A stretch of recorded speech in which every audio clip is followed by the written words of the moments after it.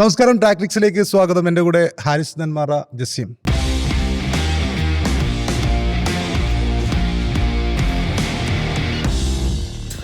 കഴിഞ്ഞ ദിനം Delhi versus RCB മത്സരത്തിൽ RCBയുടെ ഉജ്ജ്വല വിജയം പിറന്ന മത്സരമായിരുന്നു. ആദ്യ 6 ഓവറിൽ തന്നെ ഡൽഹിയെ അപ്പാടെ വിഴുങ്ങിക്കളയുന്ന പെർഫോമൻസ് ആയിരുന്നു RCB കാഴ്ചവെച്ചത്. ഈ മത്സരത്തിലേക്ക് വരുമ്പോൾ RCBയുടെ വിജയം എന്ന് പറയുമ്പോൾ എത്ര ആധികാരികമായിരുന്നു ജസീം ആ ഒരു വിജയം? തീർച്ചയായിട്ടും ഇന്നലെ മത്സരത്തെ സംബന്ധിച്ച് പറയുകയാണെങ്കിൽ ഡൽഹിയിലെ അരുൺ ജെയ്റ്റ്ലി സ്റ്റേഡിയത്തിലാണ് ഇന്നലെ മത്സരം നടക്കുന്നത്. ആ സ്റ്റേഡിയത്തിൻ്റെ ഒരു അവസ്ഥ നമുക്കറിയാം. അതിന് തൊട്ടു മുമ്പുള്ള മത്സരത്തിൽ ഡൽഹി വലിയൊരു കൂറ്റൻ സ്കോർ എടുക്കുകയും 264 അത് ചേസ് ചെയ്തിട്ട് പഞ്ചാബ് അവിടെ വിജയിക്കുകയും ചെയ്തു. പക്ഷേ ആ ഒരു പരാജയത്തിൻ്റെ പുറത്തും ഡൽഹി വലിയ രീതിയിൽ കയ്യടി നേടിയ ഒരു മത്സരം കൂടിയായിരുന്നു അത്. പ്രത്യേകിച്ച് ബാറ്റർമാരെ സംബന്ധിച്ചിടത്തോളം പറയുകയാണെങ്കിൽ KL രാഹുലിൻ്റെ ഒരു മനോഹരമായ ഇന്നിങ്സ്, 152 റൺസ് എടുക്കുന്ന KL രാഹുൽ, നിതീഷ് റാണയുടെ ഒരു 91 റൺസിൻ്റെ വലിയൊരു പെർഫോമൻസ്. ഇങ്ങനെ ഒരു മത്സരം വലിയ രീതിയിൽ ഡൽഹിയിൽ ആഘോഷം, അതിൻ്റെ ആരവമൊക്കെ തീരുന്നതിന് മുമ്പ് തൊട്ടടുത്ത മത്സരത്തിലേക്ക് RCB ആ സ്റ്റേഡിയത്തിലേക്ക് എത്തുന്നു. കഥ വേറെ രീതിയിലേക്ക് മാറുകയാണ് ചെയ്യുന്നത്. അപ്പോൾ എന്താണ് അവിടെ സംഭവിച്ചതെന്നുള്ളതാണ്. ബാറ്റിംഗ് ഇന്നലെ സ്വാഭാവികമായിട്ടും ഡൽഹി ഇറങ്ങുമ്പോൾ 200-ന് മുകളിലുള്ള ഒരു സ്കോർ അതിനായിരിക്കും സ്വാഭാവികമായിട്ട് പ്രതീക്ഷിച്ചിട്ടുണ്ടാവുക. കാരണം അതിലവർക്ക് ഒരു കാരണം, അത് നേടാതിരിക്കാനുള്ള ഒരു കാരണം പ്രത്യേകിച്ച് അവർക്കില്ല എന്നുള്ളതാണ്. കാരണം ഈ KL രാഹുൽ ഫോമിൽ നിൽക്കുന്നു, നിതീഷ് റാണ ഫോമിൽ നിൽക്കുന്നു. ഇങ്ങനെയൊക്കെ ഒരു ഒരു ശക്തമായ മുന്നേറ്റ നിര ഉണ്ടാകുമ്പോൾ തന്നെ എന്താണ് അവിടെ സംഭവിച്ചത് എന്നുള്ളതാണ് ഇനി വിശദമായ ചർച്ചയ്ക്ക് വഴിയൊരുക്കേണ്ടത്. കാരണം ഡൽഹിയെ സംബന്ധിച്ചിടത്തോളം ഈ തോൽവി അവരുടെ ഹോം ഗ്രൗണ്ടിലാണ് എന്നുള്ളത് വലിയ പ്രശ്നം തന്നെയാണ്.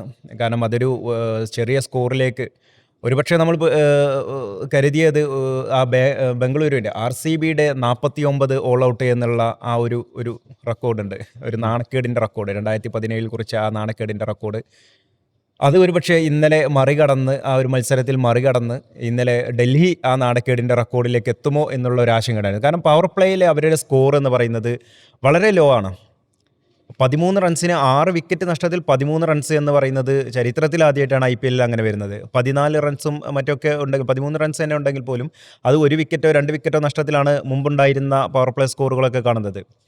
അപ്പോൾ അത് രാജസ്ഥാൻ്റെ പേരിലുണ്ടായിരുന്നു അങ്ങനെ ഒരു റെക്കോർഡ്, ഒരു നാണക്കേടിൻ്റെ റെക്കോർഡ് എന്ന് പറയേണ്ടിയിരിക്കുന്നു. അപ്പോൾ ഇത്തരത്തിൽ ഈ ഒരു രീതിയിൽ തുടക്കം മുതൽ പതറുന്ന ഒരു ഡൽഹിയെ ഇന്നലെ കണ്ടു എന്നുള്ളത് അവിശ്വസനീയമായിട്ടുള്ള ഒരു കാഴ്ചയാണ് ഇന്നലെ അവിടെ കണ്ടത്. നമ്മൾ അതിൻ്റെ തൊട്ട് മുമ്പുള്ളത്തെ മത്സരം നേരത്തെ പറയും പോലെ എല്ലാവരും ആഘോഷിച്ച ആ മത്സരം കണ്ടവർക്കെല്ലാം ആരവമുണ്ടായിരുന്ന, ആവേശമുണ്ടായിരുന്ന ഒരു മത്സരം തൊട്ടടുത്ത മത്സരത്തിലേക്ക് വരുമ്പോൾ അതിൻ്റെ ഗതി തന്നെ മൊത്തത്തിൽ മാറുന്ന ഒരു സാഹചര്യത്തിലേക്ക് എത്തുക എന്ന് പറയുന്നത് വളരെ അധികം ഡൽഹിയെ സംബന്ധിച്ചോളം ഒരു ഗുരുതര പ്രതിസന്ധി ഉണ്ടാക്കുന്ന ഒരു കാര്യം കൂടിയാണ്. പ്രത്യേകിച്ച് ഇന്നലെ ബംഗളൂരിൻ്റെ ബൗളിംഗ് യൂണിറ്റിൻ്റെ ഒരു മികവ് അത് എടുത്തു പറയേണ്ട ഒരു സംഗതി തന്നെയാണ്. കാരണം ജോഷ് ഹേസൽവുഡും അതുപോലെ തന്നെ ഭുവനേശ്വർ കുമാറും അവർ വരിഞ്ഞു മുറുക്കിയ ഒരു മത്സരം. ഇന്നലെ ജോഷ് ഹേസൽവുഡിൻ്റെ 4 വിക്കറ്റ് എന്ന് പറയുന്നത് അത് പ്രധാനപ്പെട്ട ആ താരങ്ങളെ മൊത്തം എടുത്തുകൊണ്ടാണ് ഹേസൽവുഡ് ആ മത്സരം വരുതിയിലാക്കുന്നത്. KL രാഹുലിൻ്റെ, നിതീഷ് റാണയുടെ, അതുപോലെ തന്നെ സമീർ റിസ്വിയുടെ ഈ 3 വിക്കറ്റ് എടുക്കുമ്പോൾ തന്നെ അവർ അവിടെ തീർന്നു എന്നുള്ളതാണ്.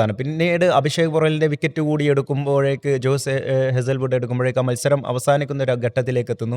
പക്ഷേ എങ്കിലും അവിടെ ഇന്നലെ ഒരു നാണക്കേട് ഒഴിവാക്കിയത്, ശരിക്ക് ഡൽഹിയുടെ ആ നാണക്കേട് ഒഴിവാക്കിയത് ഡേവിഡ് മില്ലറിൻ്റെ ഒക്കെ ഒരു ചെറുത്തുനിൽപ്പ് പോരാട്ടം തന്നെ. അതുപോലെ തന്നെ അഭിഷേക് പൊറലിൻ്റെ 30 റൺസ് ഇവർ എടുത്തിട്ടുള്ള ആ ഒരു റൺസ് 33 പന്തിലാണ് ഇന്നലെ അഭിഷേക് പൊറലെ ആ ഒരു 30 റൺസ് എടുക്കുന്നത്. അപ്പോൾ അവരുടെ ഒരു പോരാട്ടം കൂടി ഇല്ലായിരുന്നുവെങ്കിൽ ഒരുപക്ഷെ നാണക്കേടിൻ്റെ പടുകുഴിയിലേക്ക് വീഴുന്ന ഒരു സാഹചര്യം ഉണ്ടായിരുന്നു.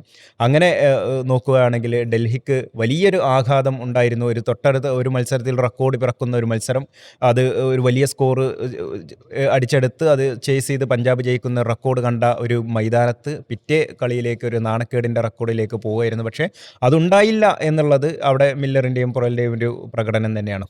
റൈറ്റ്. അതുപോലെ തന്നെ ജസീം മിസ് ചെയ്ത ഒരാളാണ് ഭുവനേശ്വർ കുമാർ. ആദ്യ 6 ഓവറിൽ തന്നെ പിന്നെ ഇവർ 3 ഓവർ 6 വിക്കറ്റുകൾ അവിടെ വീഴുന്നു. ഭുവനേശ്വർ കുമാർ 3 വിക്കറ്റ്, അതുപോലെ തന്നെ ജോഷ് ഹേസൽ 5 റൺസ് വഴങ്ങിയിട്ടാണ് ഇന്നലെ ഭുവനേശ്വർ. അതെ, ഒരു ഘട്ടത്തിൽ 8 റൺസിന് 6 എന്നുള്ള നിലയിലൊക്കെ ആയിരുന്നു. അപ്പം ഈ IPL കണ്ട ഏറ്റവും മികച്ച പേസ് ജോഡികളാണോ ശരിക്കും ഭുവനേശ്വർ കുമാർ ആൻഡ് ഹേസൽവുഡ്? തീർച്ചയായും. പിന്നെ നമുക്ക് അങ്ങനെ തന്നെ പറയേണ്ടി വരും. എന്താണെന്ന് ചോദിച്ചാൽ ഇന്നലെ നമ്മൾ സിറാജ് റബാഡ ഒരു പവർ പ്ലേ കുറേ ദിവസമായി നമ്മളിങ്ങനെ സിറാജ് റബാഡ പവർ പ്ലേ മാജിക്കുകൾ ഇങ്ങനെ കണ്ടുകൊണ്ടിരിക്കുന്നുണ്ട്.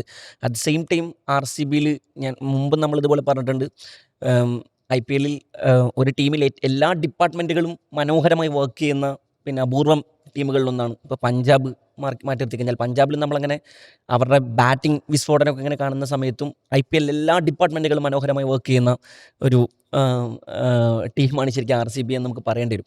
എന്താണെന്ന് ഇപ്പോൾ ഉദാഹരണത്തിന് 2022-ലാണ് ഭുവനേശ്വർ കുമാർ അവസാനമായിട്ട് ഇന്ത്യക്ക് വേണ്ടിയിട്ട് ഒരു T20 മത്സരം കളിക്കുന്നത്, അല്ലെങ്കിൽ ഇന്ത്യക്ക് വേണ്ടി അദ്ദേഹം കളിക്കുന്നത് 2022-ലാണ്. അതിനുശേഷം അദ്ദേഹം ഇന്ത്യക്ക് വേണ്ടി കളിച്ചിട്ടേ ഇല്ല. പക്ഷേ അദ്ദേഹം ഈ IPL അടക്കമുള്ള ടൂർണമെൻറ്റുകളിൽ പുറത്തെടുക്കുന്ന ഈ മാജിക്കിനെ നമ്മൾ കണ്ടില്ല എന്നടിക്കാൻ സെലക്ടർമാർക്ക് ഇനി കഴിയുക തന്നെ ഇല്ല എന്നാണ്. ഇപ്പോൾ ഉദാഹരണത്തിന് 2023 മുതലുള്ള കണക്കുകൾ എടുത്ത് നോക്കിക്കഴിഞ്ഞാൽ ഏറ്റവും കൂടുതൽ പവർ പ്ലേ വിക്കറ്റുകളുള്ള ബോളർ ശരിക്ക് ഭുവനേശ്വർ കുമാറാണ്. ആർക്കൊപ്പമാണെന്നറിയോ? ട്രെൻറ്റ് ബോൾട്ടിനൊപ്പം. ട്രെൻറ്റ് ബോൾട്ടൊക്കെ എന്ന് പറഞ്ഞാൽ പിന്നെ ക്രിക്കറ്റ് ചരിത്രത്തിലെ ഏറ്റവും മികച്ച world class new ball Kings എന്ന ഗണത്തിലൊക്കെ പെടുത്താൻ കഴിയുന്ന ട്രെൻറ്റ് ബോൾട്ടിനെ പോലെയുള്ള ബോളർമാരുടെ ഒപ്പമൊക്കെയാണ് ഭുവനേശ്വർ കുമാർ നിൽക്കുന്നത് എന്നാലോചിക്കണം. ബോൾട്ടിനേക്കാൾ മുകളിലാണ് ശരിക്കും ഭുവിയുടെ സ്ഥാനം. അല്ല, ഇന്റർനാഷണൽ ക്രിക്കറ്റും നമ്മൾ ചേർത്ത് പറയുന്ന സമയത്ത് അങ്ങനെയുള്ളൂ. പക്ഷേ IPL-ലേക്ക് അദ്ദേഹത്തിന് 200 വിക്കറ്റ് കഴിഞ്ഞ ആഴ്ചയാണ് അദ്ദേഹം. തീർച്ചയായും. അതേപോലെ തന്നെ IPL ഏറ്റവും 7 അദ്ദേഹത്തിന്റെ എക്കോണമി എന്ന് ആലോചിക്കണം. IPL ഹിസ്റ്ററിയിൽ ഏറ്റവും കൂടുതൽ ഡോട്ട് ബോളുകൾ എറിഞ്ഞ ബോളറാണ് ഭുവനേശ്വർ കുമാർ എന്ന കാര്യം മറന്നു പോകരുത്. എന്ന് പറഞ്ഞാൽ ഇമ്പാക്ട് പ്ലെയർ സബ്ബൊക്കെ നടപ്പിലാക്കപ്പെട്ട ഒരു കാലഘട്ടത്തിലാണ് നമ്മളുള്ളത്. അപ്പോൾ ഇമ്പാക്ട് പ്ലെയർ സബ് നടപ്പിലാക്കപ്പെട്ട കാലത്ത് 200 റൺസിന് മുകളിലൊക്കെ സ്ഥിരമായിട്ട് IPL സ്കോറുകൾ വന്നുകൊണ്ടിരിക്കുന്ന ഒരു സമയത്ത് പവർ പ്ലേയിൽ ബോളർമാർ ഡെലിവർ ചെയ്യുന്നത് എങ്ങനെയാണ് എന്നത് വളരെ നിർണായകം. ഇപ്പോൾ ഇന്നലത്തെ മത്സരത്തിലൊക്കെ നമ്മൾ പറഞ്ഞിരുന്നു. ദേവദത്ത് പടിക്കലൊക്കെ പറയുന്നുണ്ട്, അദ്ദേഹം സ്ലിപ്പിൽ നിന്ന് 2 ക്യാച്ച് എടുക്കും. ദേവദത്ത് പടിക്കൽ പറയുന്നത് ഓരോ പന്തിലും ക്യാച്ചുകൾ വരും എന്ന് ഞാൻ ഇങ്ങനെ പ്രതീക്ഷിച്ച് നിൽക്കുകയായിരുന്നു എന്നാണ് ദേവദത്ത് പടിക്കൽ മത്സരത്തിന് ശേഷം പറയുന്നത്. എന്ന് പറഞ്ഞാൽ എന്നിട്ട് അദ്ദേഹം പറയുന്നത് ഒരു T20 മത്സരത്തിലൊന്നും ഒരിക്കലും ഇങ്ങനെ ഒരു ബോളിംഗ് ഡൊമിനൻസ് ഞാൻ മുമ്പ് കണ്ടിട്ടില്ല എന്ന് അദ്ദേഹം പറയുന്നു. അദ്ദേഹം അവസാന ഘട്ടത്തിൽ സ്ലിപ്പിൽ നിന്ന് 2 ക്യാച്ച് എടുത്തതിന് ശേഷം അദ്ദേഹം പറയാണ് ഓരോ ബോളിലും ഞാൻ ക്യാച്ചുകൾ പ്രതീക്ഷിച്ചിരുന്നു എന്നാണ്. പവർ പ്ലേയിൽ മാത്രം 13 ഫോൾസ് ഷോട്ട്സ് ആണ് പിന്നെ ഡൽഹിക്ക് സംഭവിച്ചിരുന്നത്. ആ 13-ൽ per 2 false shots 2 false shot per 1 wicket അവർക്ക് ലഭിക്കുന്നുണ്ട്. അതുപോലെ തന്നെ ആ രണ്ടാമത്തെ ബോളിൽ തന്നെ അവരുടെ ആ പുതുമുഖ താരത്തെ സാഹിൽ പരാഗിനെ പുറത്താക്കിയ ഇൻസ്വിംഗ് യോക്കർ, അതിൽ തന്നെ മനസ്സിലായി ഭുവനേശ്വർ കളിക്ക് ശേഷം പറയുന്നുണ്ട് വല്ലാതെ സ്വിങ്ങിനെ തുണക്കുന്നു എന്ന് കണ്ട സമയത്ത് ഞങ്ങൾ സ്റ്റമ്പിലേക്ക് തന്നെ പന്തെറിയാനാണ് ശ്രമിച്ചുകൊണ്ടിരുന്നത് എന്നത്. അതെ, അൺപ്ലേബിൾ ഡെലിവറി ശരിക്കും അവിടെ കളി പോകുന്നുണ്ട് അവരുടേതാണ്. അതുകൊണ്ട് തന്നെയാണ് ഞാൻ നേരത്തെ പറഞ്ഞത് പിന്നെ ഡൽഹിയുടെ കുറേ ബ്ലണ്ടറുകൾ കൊണ്ട് മാത്രം IPL-ലെ ഏറ്റവും വലിയ അല്ലെങ്കിൽ T20 ക്രിക്കറ്റിൻ്റെ ചരിത്രത്തിൽ തന്നെ ഏറ്റവും വലിയ റൺ ചേസ് നടന്ന അതേ മൈതാനത്തിൽ 48 മണിക്കൂർ കഴിയുന്ന സമയത്ത് യഥാർത്ഥത്തിൽ ഒരു വൻ തകർച്ച അവരുടെ ബാറ്റിംഗ് ഡിപ്പാർട്ട്മെൻറ്റ് തന്നെ. അവർ 8ാമതായിട്ടാണ് ഡേവിഡ് മില്ലർ ഇറങ്ങുന്നത്. അത്രയും ബാറ്റർമാരെ കൊണ്ട് നിറഞ്ഞ അവരുടെ നിര ഒരു 16.3 ഓവറിൽ മറ്റവരെ ചുരുട്ടിക്കെട്ടുന്നു. 6.3 ഓവറിൽ ഇവർ കളി തീരുമാനമാക്കുന്നു, RCB തീരുമാനമാക്കുന്നു. ജേക്കബ് ബെത്തൽ പിന്നെ ക്ലച്ചായ ട്രാക്കിലേക്ക് വന്നൊരു മത്സരം. അതേപോലെ തന്നെ ദേവദത്ത് പടിക്കലിനെ നമുക്ക് വീണ്ടും എടുത്തു പറഞ്ഞേ മതിയാവൂ. ഈ സീസണിൽ അദ്ദേഹത്തിൻ്റെ ഫോം പിന്നെ RCB-യുടെ മിഡിൽ ഓർഡറിന് നൽകുന്ന പിന്നെ വലിയ സംഭാവനകൾ ഇതൊക്കെ നമുക്ക് എടുത്ത് പറഞ്ഞേ മതിയാവും. പ്രത്യേകിച്ച് അവർക്ക് ഒരാൾ കഴിഞ്ഞ മത്സരത്തിലൊക്കെ ക്യാപ്റ്റൻ രജത് പട്ടീദാറിന് പിഴച്ച അല്ലെങ്കിൽ രജത് പട്ടീദാർ തുടർച്ചയായി വീണുകൊണ്ടിരിക്കുന്ന സമയത്തും അവർക്ക് വേണ്ടി എപ്പോഴും ഓരോ താരങ്ങൾ, പ്രത്യേകിച്ച് എല്ലാ ഡിപ്പാർട്ട്മെൻറ്റുകളിലും ഓരോ താരങ്ങൾ അവർക്ക് വേണ്ടി ഒരുക്കൊള്ളുന്നു എന്നുള്ളതാണ് RCB-യെ സംബന്ധിച്ചുള്ള ഏറ്റവും വലിയ പ്ലസ് പോയിന്റ് എന്ന് പറയേണ്ടി വരും. ഇന്നലത്തെ മത്സരത്തിലേക്ക് നോക്കിക്കഴിഞ്ഞാൽ സുയാഷ് ശർമ്മ പിന്നെ ഒരുപാട് ഡോട്ട് ബോളുകൾ എറിയുന്നുണ്ട്. 20-ലധികം ഡോട്ട് ബോളുകൾ അദ്ദേഹം എറിയുന്നുണ്ടെന്നാണ്. അതൊക്കെ പല റെക്കോർഡുകളും പിറന്നൊരു മത്സരമാണ് ഇന്നത്തേത്. ഏറ്റവും കുറഞ്ഞ പവർ പ്ലേ സ്കോർ ഇന്നലെയാണ് പറഞ്ഞത്. ഇതേ RCB-ക്കെതിരെ രാജസ്ഥാൻ 14 മുമ്പ് ഇതുപോലൊരു പവർ പ്ലേ റെക്കോർഡ്. ഇപ്പോൾ RCB പവർ പ്ലേയിൽ അവരുടെ ചരിത്രം അങ്ങനെയാണ്. പവർ പ്ലേയിൽ അവർ മികച്ച രീതിയിൽ പെർഫോം ചെയ്യുന്ന ഒരു ടീമാണ്. ഈ ടൂർണമെൻറ്റിൽ തന്നെ മൊത്തത്തിലെടുത്ത് നോക്കിക്കഴിഞ്ഞാൽ ന്യൂ ബോളിൽ വല്ലാതെ ബോളർമാർ ഡെലിവറി ചെയ്യുന്ന നമ്മൾ കാണുന്നുണ്ട്. പവർ പ്ലേയിൽ ഡെലിവറി ചെയ്യുന്ന ടീമുകൾ നന്നായി റിസൾട്ട് ഉണ്ടാക്കുന്ന നമ്മൾ കാണുന്നുണ്ട്. പിന്നെ മൊത്തത്തിൽ പർപ്പിൾ ക്യാപ്പ് ലിസ്റ്റ് എടുത്ത് നോക്കിക്കഴിഞ്ഞാൽ അതിൽ ആദ്യത്തെ 5-6 സ്ഥാനങ്ങൾ എടുത്ത് നോക്കിക്കഴിഞ്ഞാൽ പവർ പ്ലേയിൽ നന്നായി ഡെലിവറി ചെയ്യുന്ന ബോൾ ഇപ്പോൾ ഭുവനേശ്വർ കുമാർ, അതുപോലെ തന്നെ ആൻഷുൽ കമ്പോജ്, അതേപോലെ തന്നെ ജോഫ്ര ആർച്ചർ, അങ്ങനെ തുടങ്ങിയിട്ടുള്ള ഒരുപടി ബോളർമാർ, അതായത് പവർ പ്ലേയിൽ നന്നായി ഡെലിവർ ചെയ്യുന്ന ബോളർമാർ പിന്നെ പർപ്പിൾ ക്യാപ്പ് ലിസ്റ്റിൽ ഫ്രണ്ടിലേക്ക് വരുന്നു. അവർ നല്ല എക്കോണമിയിൽ പന്തെറിയുന്നു, അവർ നല്ല സ്ട്രൈക്ക് റേറ്റിൽ പന്തെറിയുന്നു. അങ്ങനെ തുടങ്ങിയിട്ടുള്ള പവർ പ്ലേ ഡെലിവറീസ്. അതാണ് ഞാൻ നേരത്തെ എടുത്ത് പറഞ്ഞത്. ഇമ്പാക്ട് പ്ലെയർ റൂളൊക്കെ നടപ്പിലാക്കപ്പെട്ട ഒരു കാലത്ത് പവർ പ്ലേയിൽ ഡെലിവർ ചെയ്യുന്നത് ടീം റിസൾട്ടിനെ നന്നായി ബാധിക്കുന്നു എന്ന് നമുക്ക് മനസ്സിലാക്കുന്ന ഒന്നാണ്. സോ ഒരു ലോവർ സ്കോറിംഗ് ത്രില്ലർ എന്ന് തന്നെ നമുക്ക് ഇതിനെക്കുറിച്ച് പറയേണ്ടി വരും. ബോളർമാർ കുറേ മത്സരങ്ങളിൽ നന്നായി പെർഫോം ചെയ്യും നമ്മൾ കാണുന്ന ഒരു IPL ആണ്. ഇത് അപൂർവങ്ങളിൽ അപൂർവമാണ് നമുക്ക് വേണ്ടി പറയേണ്ടി വരും. ഇപ്പോൾ ജേക്കബ് ഡഫിയെ പോലെ ഒരു ന്യൂ ബോളിൽ അത്ഭുതങ്ങൾ കാണിക്കുന്ന, പവർ പ്ലേയിൽ അത്ഭുതം കളിക്കുന്ന ഒരു ബൗളറെ അവർ ബെഞ്ചിലിരുത്തിയതിന് ശേഷമാണ് ഈ പെർഫോമൻസ് എന്ന് ആലോചിക്കണം. ഭുവനേശ്വർ കുമാറും ഹേസൽവുഡും ജേക്കബ് ഡഫിയും ഒക്കെ ഉള്ള ടീമാണ് ബംഗളൂരു എന്ന് ആലോചിക്കണമെന്നാണ്. ഇതിൽ ദേവദത്ത് പടിക്കൽ പറഞ്ഞതിൽ നിന്ന് തുടങ്ങാൻ തോന്നുന്നു. അതായത് ഓരോ പന്തിലും സ്ലിപ്പിൽ ക്യാച്ച് എന്ന രീതിയിൽ ഭുവനേശ്വർ കുമാറിൻ്റെയും ഹേസൽവുഡിൻ്റെയൊക്കെ പന്തുകൾ ഇങ്ങനെ ചീറിപ്പാഞ്ഞു വരുന്ന ഒരു സിറ്റുവേഷനാണ്. ഈ IPL സംബന്ധിച്ചിടത്തോളം കുറച്ചു കാലങ്ങളായിട്ടുള്ളൊരു ചൊല്ലുണ്ട്. ഭുവനേശ്വർ കുമാർ നിങ്ങളുടെ ക്യാപ്റ്റനോട് എനിക്കൊരു സ്ലിപ്പ് വേണമെന്ന് പറയുകയാണെങ്കിൽ അത് തീർച്ചയായിട്ടും കൊടുത്തേക്കുക എന്നുള്ള രീതിയിൽ. കാരണം ഭുവനേശ്വർ കുമാറിൻ്റെ പല വിക്കറ്റുകളും ഈ സ്ലിപ്പ് ആ ഒരു കോറിഡോർ ഓഫ് ആ സ്ഥലത്താണ് വിക്കറ്റുകൾ ലഭിച്ചിട്ടുള്ളത്. മുമ്പ് സൺറൈസേഴ്സ് ഹൈദരാബാദിലുള്ള സമയത്തും അതുപോലെ ബാംഗ്ലൂരിലേക്ക് വന്ന സമയത്തൊക്കെ അദ്ദേഹത്തിൻ്റെ വിക്കറ്റുകളിൽ കൂടുതലും ഇതേപോലെ wicket keeper catch or slip catch എന്ന രീതിയിൽ തന്നെ വന്നിരിക്കുന്നത്. First slip or second slip എന്ന രീതിയിൽ തന്നെയാണ് വന്നിരിക്കുന്നത്. അപ്പോൾ അത്രയും സ്വിംഗ് കിങ് എന്ന രീതിയിൽ ഇന്ത്യയിൽ നമുക്ക് ഏറ്റവും എടുത്തു പറയാൻ കഴിയുന്ന ഒരു ബോളർ തന്നെയാണ് ഭുവനേശ്വർ കുമാർ എന്ന് നമുക്ക് കൃത്യമായും കാണാൻ സാധിക്കും. അതുപോലെ ഹേസൽവുഡും ഡഫിയെ മാറ്റിയിട്ടാണ് ഹേസൽവുഡ് വന്നതെന്ന് പറയുമ്പോൾ ഹേസൽവുഡാണ് ഈ ഒരു കോംബോ തീർച്ചയായിട്ടും IPL ഏറ്റവും മികച്ച ജോഡികളായിട്ട് ഇങ്ങനെ നിൽക്കുകയാണ്. പിന്നെയുള്ളത് ഫസ്റ്റ് 6 ഓവർ തന്നെ ഡൽഹി തോറ്റിട്ടുണ്ട്. ഞാൻ ഇങ്ങനെ സ്കോർ ബോർഡ് നോക്കുമ്പോൾ ആദ്യത്തെ 6 പേരുടെ സ്കോർ എന്ന് പറയുമ്പോൾ ഒന്ന് ആലോചിച്ച് നോക്കൂ, ഏതെങ്കിലും ഒരു ടീം ഇങ്ങനെ ഇത്രയും പരിതാപകരമായ സ്ഥിതിയിലുണ്ടാവുമോ എന്നുള്ളതാണ്. Sahil Parekh 0, KL Rahul 1, Nitish Rana 1, Sameer Rizvi 0, Tristan Stubbs 5, Axar Patel 0. ആദ്യത്തെ 6 പേരുടെ സ്കോറാണ്. ആദ്യത്തെ 6 പേരിൽ 3 പേര് ഡക്കാണ്. അപ്പോൾ അവിടെ തന്നെ ഡൽഹിയുടെ തോൽവി അവിടെ തന്നെ കൃത്യമായിട്ടുണ്ട്. ഇതിലെടുത്ത് പറയേണ്ട മറ്റൊരാൾ സമീർ റിസ്വിയാണ്. ആദ്യത്തെ 2 മത്സരങ്ങളിൽ ഒരു 90 സ്കോർ, പിന്നെ ഒരു 70+ സ്കോർ. പിന്നീടുള്ള മത്സരങ്ങളിൽ അദ്ദേഹം 2 ഡക്ക്, ലോ സ്കോർ. അതെ, ഹൈദരാബാദിൽ ഒരു 41 റൺസ് എടുത്തു. പക്ഷേ അതിനുശേഷം 2 ഡക്ക് പ്ലസ് പിന്നെ ഒരു 4-3 ഒക്കെ ആയിട്ട് അദ്ദേഹം ആ ഒരു ഹൈപ്പിനനുസരിച്ച് അദ്ദേഹത്തിൻ്റെ ഫോം നമ്മൾ ആ സമയത്തൊക്കെ ചർച്ച ചെയ്തിരുന്നു. ഇതിൽ കൃത്യമായിട്ടും മാൻഡ്രേക്ക് പട്ടം ഞാൻ ഹാരിസിന് നൽകുന്നു. ഹാരിസാണ് സമീർ റസ്വി പിന്നീട് ഫോം ഔട്ട് ആയ ഒരു ഘട്ടമാണ് നമ്മൾ കണ്ടുകൊണ്ടിരിക്കുന്നത്.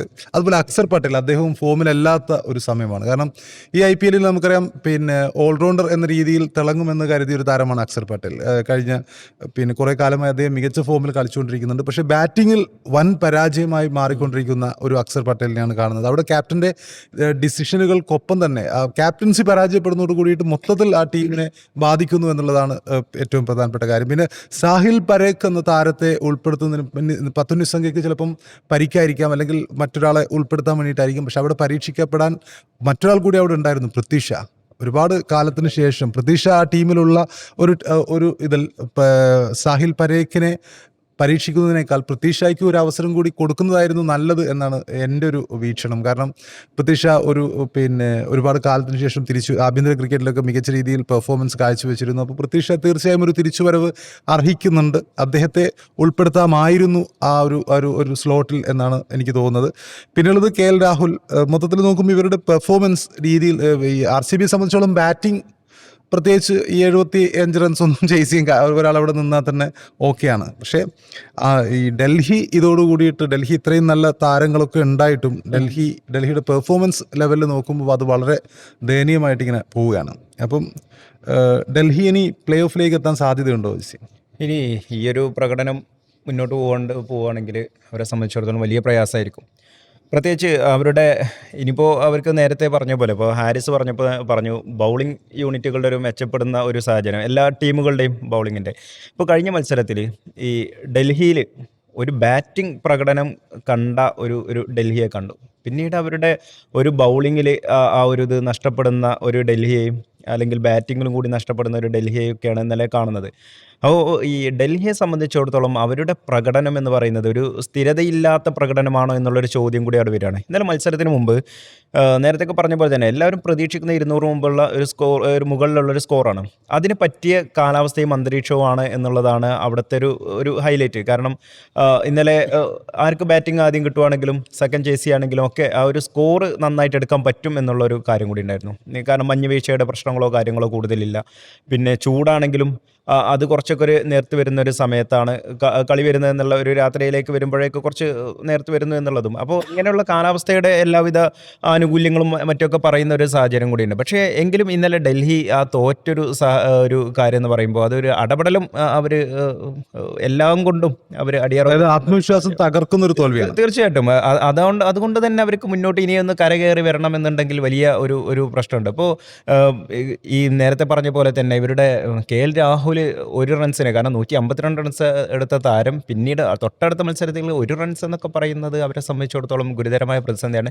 തുടർച്ചയായിട്ടുള്ള 3ാമത്തെ തോൽവി കൂടിയാണ് ഡൽഹിയുടെ എന്ന് പറയുന്നത്. അപ്പോൾ ഈ ഒരു രീതിയിലേക്ക് അവർ പോവുകയാണെങ്കിൽ അവർക്ക് ഒരുപക്ഷെ ഇനി അങ്ങോട്ട് ഉള്ള ഒരു യാത്ര അത് പ്രയാസകരമായിരിക്കും. ഇനി അവരെ സംബന്ധിച്ചിടത്തോളം പോരാട്ടങ്ങൾ അവർക്ക് നിർണായകമായിരിക്കും എന്നുള്ള കാര്യം കൂടിയുണ്ട്. അത് ഇതേ സമയത്ത് തന്നെ ബാംഗ്ലൂരിനെ സംബന്ധിച്ചിടത്തോളം അവർ പോയിന്റ് ടേബിളിൽ 8 മത്സരങ്ങളിൽ 6 വിജയവും 2 തോൽവികളുമായിട്ട് 12 പോയിന്റുമായിട്ട് 2ാം സ്ഥാനത്തേക്ക് എത്തിയിരിക്കുകയാണ്. അപ്പം ബാംഗ്ലൂരിനെ സംബന്ധിച്ചിടത്തോളം എങ്ങനെയായിരിക്കും അവരുടെ മുന്നോട്ട്? ഇനി 1-2 മത്സരങ്ങൾ ജയിക്കുകയാണെങ്കിൽ അവർ പ്ലേ ഓഫിൽ എത്താൻ സാധ്യതയുണ്ട്. ഈ വർഷവും കപ്പ് അടിക്കാനുള്ള സാധ്യതയുണ്ടോ? എന്താണ് ഈ ടൂർണമെന്റിലെ ഇതുവരെ ഏതാണ്ട് പകുതി മത്സരങ്ങളൊക്കെ കഴിഞ്ഞു.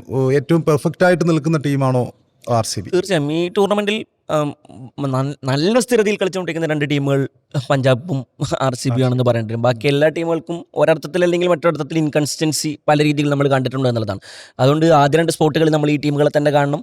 പിന്നെ പഞ്ചാബ് കിങ്സ് ആണെങ്കിൽ റെഡ് ഹോട്ട് ഫോമിലാണ്. RCB ആണെങ്കിൽ എല്ലാ ഡിപ്പാർട്ട്മെൻറ്റുകളും മനോഹരമായി വർക്ക് ചെയ്തുകൊണ്ടിരിക്കുന്ന ഒരു ടീമാണ്. അവർക്ക് ഉറപ്പായും തുടർച്ചയായി 2ാം തവണയും കപ്പടിക്കാനുള്ള എല്ലാ സാധ്യതകളും നമ്മൾ കാണേണ്ടി വരും. അതേസമയം തന്നെ പേഴ്സണലി പഞ്ചാബ് കിങ്സ്, ഇപ്പോൾ മുംബൈ ഇന്ത്യൻസിൻ്റെ ഒരു അവസ്ഥ മനസ്സിലാക്കിക്കൊണ്ട് ഞാൻ പറയുകയാണ്, പേഴ്സണലി പഞ്ചാബ് കിങ്സ് കപ്പടിക്കണം എന്നാണ് ആഗ്രഹം. കാരണം എന്ന് പറഞ്ഞാൽ IPL ഹിസ്റ്ററിയിൽ പലതവണയായിക്കൊണ്ട് അവരിങ്ങനെ, കഴിഞ്ഞ തവണയും ഒരു മറ്റേ പഠിക്കൽ കലമുടച്ച ടീമാണ്. അതേപോലെ തന്നെ പല റെക്കോർഡുകൾ T20 ക്രിക്കറ്റിൻ്റെ ഹിസ്റ്ററിയിൽ തന്നെ ഏറ്റവും വലിയ റൺ ചേസ് നടത്തിയിട്ടുള്ള ടീമാണ് അവർ. IPL ഹിസ്റ്ററിയിൽ ഏറ്റവും കൂടുതൽ 200+ സ്കോർ ചേസ് ചെയ്തിട്ടുള്ള ടീമാണ്. അങ്ങനെ മാറിയിട്ടില്ല. അല്ല, നമ്മൾ അർജന്റീന കപ്പടിക്കണമെന്ന് നമ്മൾ ആഗ്രഹിച്ചു പോകുമല്ലോ, അങ്ങനെ ഒരു സാധനം ഉണ്ടല്ലോ. അപ്പോൾ അതായത് T20 IPL ഹിസ്റ്ററിയിൽ ഒരുപാട് റെക്കോർഡുകൾ കൈവശമുള്ള എന്നാൽ കപ്പില്ലാത്തൊരു ടീം എന്നർത്ഥത്തിൽ ഒരുപാട് സീസണുകളിൽ പഠിക്കൽ കലമുടച്ച ടീം എന്നർത്ഥത്തിൽ ഇപ്പോൾ ശ്രീശാന്തൊക്കെ ചർച്ച ചെയ്തുകൊണ്ടിരിക്കുന്ന ഒരു സമയത്താണല്ലോ ഇത്. ശ്രീശാന്തിൻ്റെയൊക്കെ ഫസ്റ്റ് സീസൺ ചർച്ച ചെയ്തുകൊണ്ടിരിക്കുന്ന സമയത്താണ്. അന്ന് യുവരാജും മാർഷും പിന്നെ അതുപോലെ തന്നെ ശ്രീശാന്തും ഒക്കെ ഉള്ള ഒരു അങ്ങനെ ഭയങ്കര ഓർമ്മകൾ നമുക്ക് പഞ്ചാബിനെ കുറിച്ച്. വീരേന്ദ്ര സെവാഗ് ഉണ്ടായിരുന്ന പഞ്ചാബ്, ഗിൽക്രിസ്റ്റ് ഉണ്ടായിരുന്ന പഞ്ചാബ്. അപ്പോൾ അങ്ങനെ ഒരുപാട് ഓർമ്മകൾ ഉള്ളൊരു ടീമാണല്ലോ അത്. സോ അവർക്കാണെങ്കിൽ IPL ഹിസ്റ്ററിയിൽ ഇതുവരെ കപ്പടിക്കാൻ കഴിയാത്തൊരു ടീമാണ്. RCBയുടെ കിരീട വരൾച്ച പോലെ തന്നെ അവരുടെ കിരീട വരൾച്ചയും അവസാനിക്കട്ടെ എന്നാഗ്രഹിക്കുന്നു. പക്ഷേ എനിക്ക് തോന്നുന്നു RCB കുറച്ചുകൂടി പിന്നെ അവരുടെ ബോർഡർമാർ ഡെലിവർ ചെയ്യുന്നതുകൊണ്ട് പഞ്ചാബ് വേഴ്സസ് RCB മത്സരങ്ങളായിരിക്കും ഈ ടൂർണമെൻറ്റിൻ്റെ വിധി നിർണ്ണയിക്കുക എന്നാണ് ഞാൻ വിചാരിക്കുന്നത്. ഇന്നത്തെ മത്സരത്തിൽ ഇന്ന് പഞ്ചാബ് രാജസ്ഥാൻ മത്സരമാണ്. അത് എങ്ങനെയാണ് MX പ്രഡിക്റ്റ് ചെയ്യുന്നത്? പഞ്ചാബിനെ സംബന്ധിച്ചിടത്തോളം ഹാരിസ് പറഞ്ഞ പോലെ വെൽ ഡിസർവിംഗ് ആയിട്ടുള്ള ഒരു ടീമാണ് കേട്ടോ ഈ IPL സംബന്ധിച്ചിടത്തോളം. കാരണം അവർ ഒരുപാട് കാലം അവർക്ക് നന്നായി നല്ല ടീമുകളുണ്ടാവും. പ്രത്യേകിച്ച് ഓസ്ട്രേലിയൻ താരങ്ങളുടെ ഒരു ആധിപത്യമുള്ള ഒരു ടീം. ഇപ്പോൾ ഇനിയിപ്പോൾ നോക്കുകയാണെങ്കിലും റിക്കി പോണ്ടിങ്ങിൻ്റെ ഒരു കോച്ചിൻ്റെ മികവ് അത് ആ ടീമിനുണ്ട് എന്നുള്ളതും പ്രധാനപ്പെട്ട കാര്യമാണ്. ഇപ്പോൾ എൻ്റെ നാട്ടിൽ ഒരു സിറാജ് എന്ന് പറഞ്ഞ ഒരാളുണ്ട്. സിറാജ് കാണുന്നുണ്ടല്ലോ. അതെ, പട്ടാളം സിറാജ് എന്നാണ് അദ്ദേഹത്തെ വിളിക്കാറുള്ളത്. അത് കുഴപ്പമില്ല. പക്ഷേ അദ്ദേഹം കഴിഞ്ഞ ദിവസമൊക്കെ എന്നോട് പറയുന്നൊരു കാര്യമുണ്ട്. അത് എപ്പോഴും ഈ IPL കുറിച്ച് ഇങ്ങനെ ചിന്തിച്ചും പറഞ്ഞുകൊണ്ടിരിക്കുന്ന ആളാണ്. അപ്പോൾ അദ്ദേഹം പറയുന്ന ഈ കാര്യം എന്ന് പറയുന്നത് റിക്കി പോണ്ടിങ് ഉണ്ടായതുകൊണ്ട് തന്നെ ഞങ്ങൾ ഈ പ്രാവശ്യം ആ ഒരു കോച്ചിങ് മികവും കാര്യങ്ങളൊക്കെ പറഞ്ഞിട്ടാണ് അദ്ദേഹം പറയുന്നത്. തീർച്ചയായിട്ടും ഞങ്ങൾ ഈ പ്രാവശ്യം അടിക്കും എന്നുള്ള. അത് മുമ്പൊക്കെ അവർക്കുണ്ടായിരുന്ന ഒരു ആത്മവിശ്വാസക്കുറവ് ഈ പ്രാവശ്യം അത് അവർ നികത്തിയിട്ടുണ്ടെന്നുള്ളത് അവരുടെ ഫാൻസിൻ്റെ ഇടയിലും എനിക്ക് തോന്നുന്നു ആ ഒരു ഊർജ്ജം ആത്മവിശ്വാസമൊക്കെ ഉണ്ട് എന്നുള്ളതാണ്. അപ്പോൾ ആ രീതിയിൽ പഞ്ചാബ് ഡിസർവ് ചെയ്യുന്നുണ്ട് എന്നുള്ളതും പഞ്ചാബിൻ്റെ ടീം അത് കൃത്യമായിട്ട് അത് മാനേജ് ചെയ്ത് നല്ല രീതിയിലേക്ക് മുന്നോട്ട് കൊണ്ടുപോകുന്നുണ്ട് എന്നുള്ളതും പ്രധാനപ്പെട്ട ഒരു ഘടകമാണ്. അവർ ഇതുവരെ ഒരു കളിയും തോൽക്കാതെയാണ് ഈ ഒരു മത്സരത്തിലേക്ക്, ഇന്നത്തെ മത്സരത്തിൽ രാജസ്ഥാനാണ് എതിരാളി. അവിടെയും പഞ്ചാബിന് ജയിക്കാനുള്ള എല്ലാ സാധ്യതകളും ഉണ്ട്. കാരണം കഴിഞ്ഞ മത്സരത്തിൽ നമ്മൾ കണ്ടതാണ്, ഡൽഹിയിൽ കണ്ടതാണ്, വലിയ സ്കോർ ഉണ്ടായിട്ട് പോലും അത് ചേസ് ചെയ്ത് വിജയിക്കുക എന്നുള്ളത് ഒരു പ്രധാന ഘടകം തന്നെയാണ്. അപ്പോൾ പഞ്ചാബ് തീർച്ചയായിട്ടും ജയിക്കാനുള്ള ഒരു സാധ്യത കൂടി ഇന്ന് ഉണ്ട് എന്നുള്ളത്. തീർച്ചയായിട്ടും പഞ്ചാബ് ശരിക്കും ഈ വർഷമല്ല, കഴിഞ്ഞ വർഷം തന്നെ പഞ്ചാബിന്റെ ഉയർത്തെഴുന്നേൽപ്പ് നടന്നിട്ടുണ്ട്. ഫൈനലിലാണ് കഴിഞ്ഞ പ്രാവശ്യം തോറ്റത്. അപ്പൊ പ്രീതിസിന്റെ നമ്മൾ കഴിഞ്ഞൊരു ടാക്ടിക്സ് പറഞ്ഞിരുന്നു, പ്രീതിസിന്റെ ഡിസേർവിംഗ് ആണ് അവരുടെ ഒരു ഇത്രയും നല്ല രീതിയിൽ അവരുടെ കളിക്കാരെ മാനേജ് ചെയ്ത് കൊണ്ടുപോകുന്നു എന്ന രീതിയിലും, അതുപോലെ തന്നെ മറ്റ് വയലന്റ് ആയിട്ടുള്ള അല്ലെങ്കിൽ പിന്നെ ഗ്രൗണ്ടിൽ കൃത്യമായിട്ട് കളിക്കാരോട് എങ്ങനെ പെരുമാറണം എന്നറിയാത്ത ഒരുപാട് മുതലാളിമാർ ഉള്ള സമയത്തും കൃത്യമായിട്ടും അദ്ദേഹത്തിന്റെ പ്രതീഷിന്റെ ആ ടീമിനെ കൊണ്ടുപോകുന്നു. തോൽവിയിലും ജയത്തിലുമൊക്കെ ഏതാണ്ട് പിന്നെ ഒരേ വികാരത്തോടു കൂടി കളിക്കാർക്കൊപ്പം നിൽക്കുന്നു എന്ന രീതിയിൽ പ്രതീഷിന്റെ ഡിസേർവിംഗ് ആണ്. ഒരു കപ്പ് ഡിസേർവിംഗ്. പണ്ട് ശ്രീശാന്തിന് തല്ലുകൊണ്ട് നിൽക്കുന്ന സമയത്ത് വന്ന മൊമെന്റുകളൊക്കെ ഇപ്പോഴും നമ്മള് അതെ അത് അങ്ങനെ ഒരു പിന്നെ ഡിസേർവിംഗ് ആണ് അവര്. എങ്കിലും കാവ്യമാരൻ കാലത്താണ് നമ്മളിപ്പോൾ ജീവിച്ചുകൊണ്ടിരിക്കുന്നത്. കാലഘട്ടങ്ങൾ 2-3 കാലഘട്ടങ്ങൾ ഉണ്ടാവും. പക്ഷെ പ്രീതിസിന്റെ വീർസാരയും അതുപോലെ തന്നെ അവരുടെ പാട്ടുകളും അവരുടെ സിനിമകളൊക്കെ നമുക്ക് ഒരിക്കലും മറക്കാൻ കഴിയില്ല എന്നുള്ളതാണ് ഏറ്റവും പ്രധാനപ്പെട്ട കാര്യം. ഇതിലേക്ക് വരികയാണെങ്കിൽ പഞ്ചാബ് വേഴ്സസ് രാജസ്ഥാൻ മത്സരത്തിൽ പിന്നെ അതായത് പഞ്ചാബ് ഏറ്റവും മുകളിൽ നിൽക്കുന്ന ടീമാണ്. അവര് ഭയങ്കര ഫോമിൽ നിൽക്കുന്ന ടീമാണ്. എങ്കിൽ കൂടിയും രാജസ്ഥാൻ എൻ്റെ ഒരു ഇതിൽ രാജസ്ഥാൻ ഇതിൽ ജയിക്കാനുള്ള സാധ്യത ഉണ്ട് എന്നുള്ളതാണ് പിന്നെ എൻ്റെ ഒരു പ്രഡിക്ഷൻ. ഫോമിലേക്ക് തിരിച്ചെത്തുമെന്ന് റിയാൻ പരാ അതിനുള്ള ധൈര്യം ഉണ്ടോ അത് പറയാം? തീർച്ചയായിട്ടും രാജസ്ഥാൻ ജയിക്കാനുള്ള സാധ്യത ഉണ്ട്. കാരണം അങ്ങനെ പോകുന്ന ഒരു ടീമിനെ ഏറ്റവും പിന്നെ ഉയരങ്ങളിലുള്ള ടീമിനെ ഏതെങ്കിലും കുറച്ചുകൂടി ലോ ലെവലിൽ നിൽക്കുന്ന ടീമുകൾ തോൽപ്പിച്ച ചരിത്രം പലപ്പോഴും ഈ 18 രാജസ്ഥാനത്താണ്. പക്ഷെ രാജസ്ഥാൻ കഴിഞ്ഞ മത്സരങ്ങളിലൊക്കെ പിന്നെ രാജസ്ഥാനാണ് ഈ IPL ഏറ്റവും ലോ സ്കോർ പ്രതിരോധിച്ച ടീമുകളിൽ ഒന്നാണ് രാജസ്ഥാൻ. മാത്രമല്ല രാജസ്ഥാൻ അവരുടെ പിന്നെ ഓപ്പണേഴ്സ് യശസ്വി ജയ്സ്വാൾ ഇപ്പോൾ കുറച്ചൊന്ന് ഫോം ഔട്ടാണെങ്കിൽ കൂടിയും വൈഭവ് സൂര്യവംശി ഫോമിലാണ്, ധ്രുവ് ജുറേൽ ഫോമിലാണ്. ഇനി പിന്നെ തീർച്ചയായിട്ടും റിയാൻ പരാഗും ഫോമിലെത്താനുള്ള സാധ്യതയുണ്ട്. കാരണം അത്രയും വിമർശനങ്ങൾക്ക് നടുവിലാണ് അദ്ദേഹം. എങ്കിൽ കൂടിയും ഹെറ്റ്മേർ പോലുള്ള ആൾക്കാരൊക്കെ ഫോമിലെത്താനുണ്ട്. അപ്പം പഞ്ചാബിനെ തോൽപ്പിക്കാൻ സാധിക്കാൻ കഴിയുന്ന കെൽപ്പുള്ള ഒരു ടീം തന്നെയാണ് രാജസ്ഥാൻ. അപ്പോൾ ഇക്കുറി ഞാൻ രാജസ്ഥാൻ വോട്ട് ചെയ്യുന്നു. രാജസ്ഥാൻ ജയിക്കും. എന്താ ഹാരിസ് എന്താ പറയുന്നത്? ഞാൻ പഞ്ചാബിന്റെ ഒപ്പം നിൽക്കുന്നു. നിലവിലെ പഞ്ചാബിന്റെ ഫോമിൽ രാജസ്ഥാൻ അങ്ങനെ പഞ്ചാബിനെ തോൽപ്പിക്കാൻ കഴിയുമെന്ന് ഞാൻ വിചാരിക്കുന്നില്ല. വിശ്വാസം. ഓക്കെ, 2 പഞ്ചാബുകാർ, ഒരു രാജസ്ഥാൻകാരൻ.